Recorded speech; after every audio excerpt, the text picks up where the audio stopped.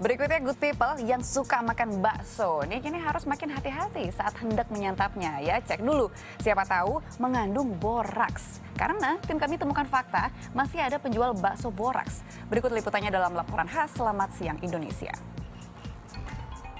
Di tengah kondisi pelik pandemi COVID-19, ternyata masih saja ada oknum yang mengambil untung dengan cara-cara tidak pantas. Ini salah satunya penjual bakso boraks. Lazimnya, salah satu kudapan populer di tengah masyarakat ini dibuat dari daging. Baik daging sapi, ayam, atau ada juga yang gunakan ikan. Kemudian ditambah bumbu-bumbu tertentu agar rasanya gurih. Namun bagaimana jadinya jika bakso yang kita favoritkan dan biasa kita makan ternyata ditambah boraks? Tim kami mendapati faktanya ada penjual bakso yang nakal gunakan boraks agar bakso buatannya lebih awet. BPOM sebutkan boraks merupakan campuran senyawa kimia yang sebenarnya digunakan untuk bahan non-pangan. Peruntukannya untuk campuran pembuatan gelas, pengawet kayu, salep kulit, obat sariawan, dan campuran pupuk. Sang penjual bakso kisahkan semua bahan termasuk boraks yang digunakannya didapat mudah di salah satu pasar di kawasan Jakarta Selatan. Ia terpaksa gunakan boraks lantaran selama pandemi bakso jualannya kerap tersisa. Hindari rugi, maka dirinya terpaksa gunakan boraks dalam campuran daging. Mungkin sehari berapa banyak? 2,5 kilo sampai 3 kilo.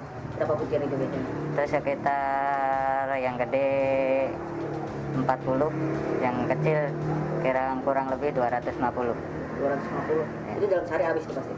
Kalau sekarang udah kadang habis, kadang enggak. Biar tahan lama terus kenyalnya melebihi yang nggak pakai boraks.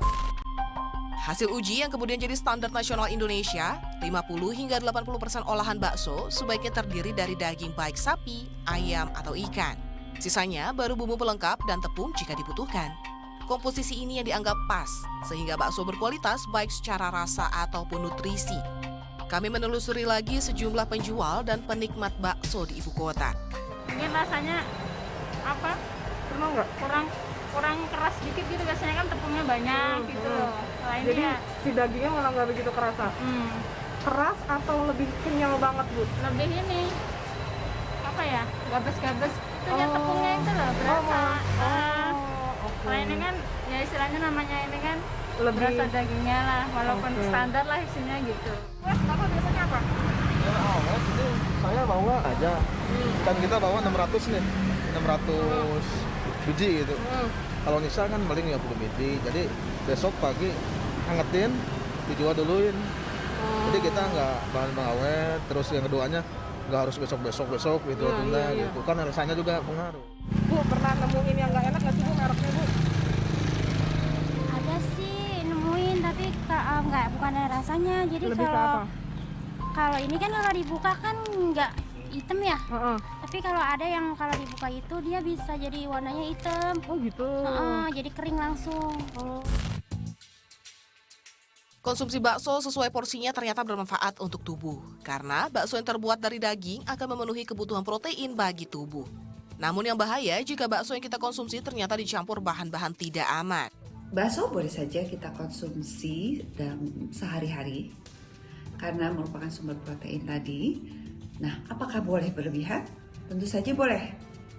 Karena bakso itu merupakan sumber protein. Kan tetapi kalau kita mengkonsumsinya terlalu banyak, terlalu berlebihan, jadi mungkin di luar kebutuhan kita, nah ada kalori yang kita konsumsi yang jadi berlebihan. Nah, kalau total dalam sehari kita mengkonsumsi berlebihan, itu akan membuat kontribusi terhadap kalori yang kita konsumsi jadi lebih dari kebutuhan kita.